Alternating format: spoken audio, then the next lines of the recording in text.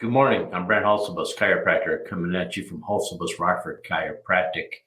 And every Monday we have another edition of Ask the Chiropractor.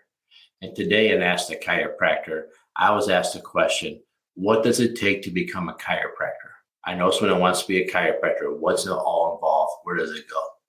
Well, the main reason this question came up is because we try to be a learning clinic here at Hulsebus, Rockford Chiropractic, meaning that we invite the high school academy program here locally to come in and have 2 students at a time come in and spend the morning with us. And what they'll do is they'll see what we look for in a chiropractic exam. They'll see how we take x-rays of patients and what we look for in our x-rays.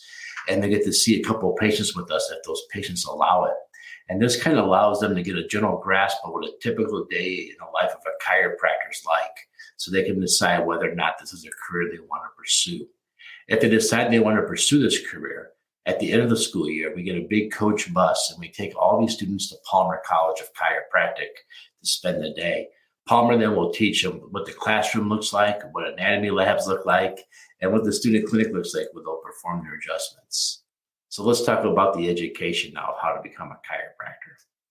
Well, after completing high school, I'm going to talk about Illinois here because Illinois is kind of my area of expertise compared to some of the other states. I went on to University of Massachusetts, and then I transferred to Northern Illinois University. I majored in pre-med and biology in the 2 different schools where I worked on classes towards my prerequisites. Palmer College has a list of classes you have to take before you get to enter chiropractic school. You cannot go right from high school to chiropractic college. Some states actually require you to have a bachelor's degree in order to practice. In some states, we get your bachelor's degree at your chiropractic diploma at the same time. That's what I did here in Illinois. When I graduated Palmer, I graduated with a bachelor's of science and a doctorate of chiropractic. So I've got 2 degrees from Palmer College, but some people go in with their degree already. Also, chiropractic school itself, it's kind of a popular second career. We see a lot of people that maybe went off and became a teacher or got involved in a different field, weren't really fulfilled with their career, and then decided to switch over to chiropractic. So when you go into chiropractic college, after you complete your undergraduate studies are pretty much what you think they would be, like the biology, the physics, the chemistry, inorganic chemistry, and then different lists. You get those from any of the chiropractic schools. Here in Rockford, we actually have a program set up where you go right from high school to Rock Valley College, complete 2 years at Rock Valley, then you transfer to Palmer College, and they have a small undergraduate coursework you do, then you transfer into chiropractic school. So that here in Rockford, we have it set up so you can go right from high school to Rock Valley to Palmer, graduate and practice in Illinois. Now, it's really important to look at what state you want to go to because different states have different requirements for the pre-chiropractic school. Do you have to have a bachelor's of science first? Can you have a bachelor's of science from that school? Or like, I think it's Florida that requires a bachelor's of science from a different school. So it's very important to kind of have a list of where you want to go before you start chiropractic school. And again, the school, I know I can speak for Palmer. Palmer will help you with that information before you start. So once you figure out what state you want to go to, once you figure out your prereqs, then what you'll do is you go to chiropractic school. Now, chiropractic school is at Palmer, again, I'm going to talk about what I know, it's 10 trimesters, meaning that you take 3 semesters per year. So you'll do a 3-month class, 3-month class, kind of a 3-month class, and a little bit of overlap in between. There are 1 week breaks or 10-day breaks in between the trimesters, except for in July, you have a longer break, the summer break.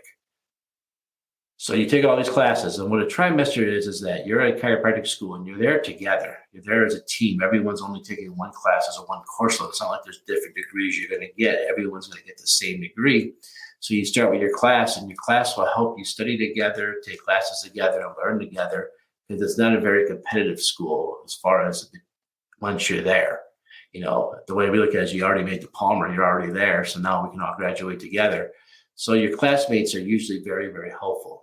Other schools, you compete for, or other types of careers, you actually compete for spots. So it can be a little more competitive. Chiropractic school is very supportive, very, very lack of competitiveness once you get into the school.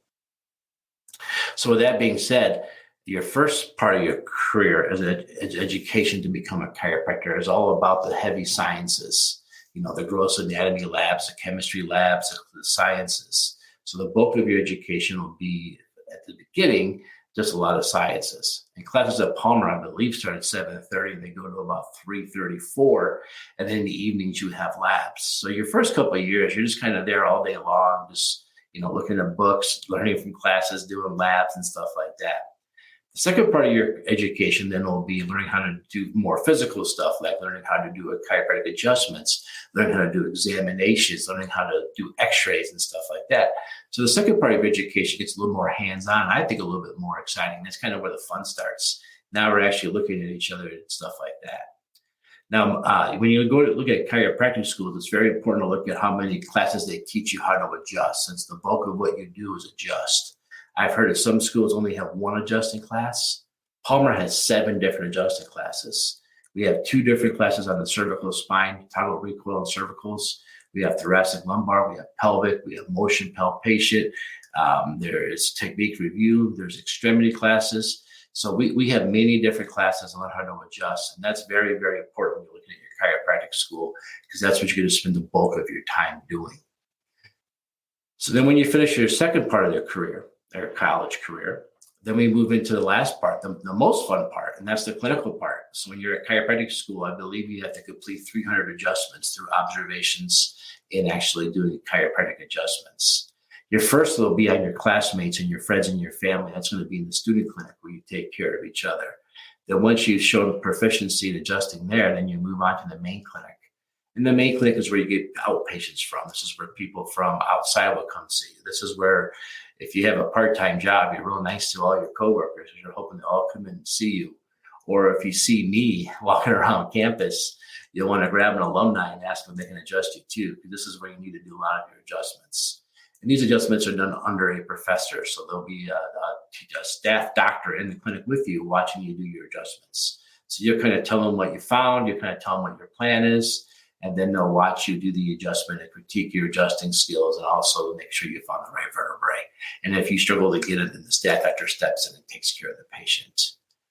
After you complete all these requirements, you graduate. So then you graduate, you walk across the stage, you get your big diploma. But along the way, through your education, the reason the education is set up the way it is you have to take national boards. Now in Illinois, there's 4 national boards that are required now. The first one's just on the sciences. That's why your first start of your career at Palmer College is all about sciences, because it matches the national board. The second part of your career at school is going to be more hands-on stuff, and that's what part 2 and part 3 are about. And then lastly, part 4 is an actual practical with the mock patients, and that's now you're in clinic seeing patients, so it lines up. So if you're looking at chiropractic schools, a couple of things you want to look at different chiropractic schools is what's your board success rate? People who go there and take national boards, what's their pass-fail rate? Because if you don't pass national boards, you never graduate. You never get to actually see patients. I actually know a couple of people who never did pass the national boards. They kind of skipped by school, they didn't put much effort in, and they never passed your national boards. So national boards are very, very important. The bulk of what we learn for is for national boards. And now today, Palmer's actually gotten better than when I was there. And they actually have your teachers come and give you a board review that week, because they're the ones that actually submit the questions for the national boards. So it's kind of fun having your actual chiropractic teachers there teaching you what you need to do for boards, and so the ones that give the questions. They probably have a good idea what to prepare for. Lastly, then when you look at your chiropractic school, look at the techniques they teach, look at how the board success rate is, and lastly, look at the loan default rate. What does that mean? Well, when you go to chiropractic school, you're able to take out student loans in order to pay for it. My grandfather was actually instrumental in making that program happen. But back to the topic. You take out student loans and you have to pay these loans back. So a good way to measure a school and the success of a school is what's the loan default rate when somebody graduates? Are they able to pay their loans back? Does the school have a good job of that? Because if they're graduating successful chiropractors, then the loan default rate's really good. People are making a living and able to pay their loans back. So make sure you look at those 3 things when you choose a chiropractic school. Don't just choose it on location, because you're only there for 3 1/3 year at chiropractic school. And after that, you move on. So the things to look at a chiropractic school. So make sure that you also, after you graduate, you pass your national boards, and you want to get licenses in that state. Make sure you contact the state association to learn about what the requirements are, some of the tricks. Like I know here in Illinois, it's online now, but before it was online, we would tell everyone to make sure you mail it certified and get a receipt for it, because often it would be reported lost. I even told some people to drive to Springfield and hand it to them in person, so it got done.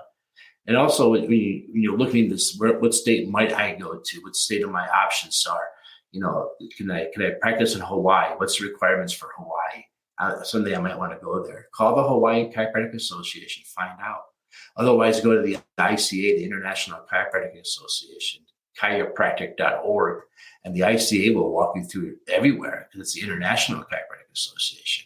Say, I don't want to rule out practicing maybe one day in the Bahamas or somewhere in the Caribbean, Jamaica or something. They'll tell you what those requirements are for those areas too, because you don't want to close the door until it's time to close the door, right? To keep your possibilities open. So there's a quick answer. What does it take to become a chiropractor? Those are some of the requirements. If you're in high school now, if you know someone in high school, I would suggest that you really like your science classes and your math classes. If you're in college now and you want to do more and you're in the Rockford area, feel free to contact my office.